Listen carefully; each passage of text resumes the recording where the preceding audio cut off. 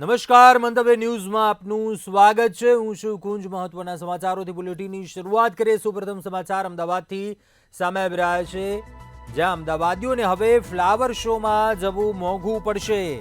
જી હા, એએમસી દ્વારા ફ્લાવર શોની ટિકિટના દરમાં વધારો કરવામાં આવ્યો છે. ગત વર્ષે એન્ટ્રી ફી ₹50 હતી, જેમાં આ વર્ષે વધારો કરવામાં આવ્યો છે. એન્ટ્રી ફીમાં રૂપિયા હવે 70 ચૂકવવા પડશે.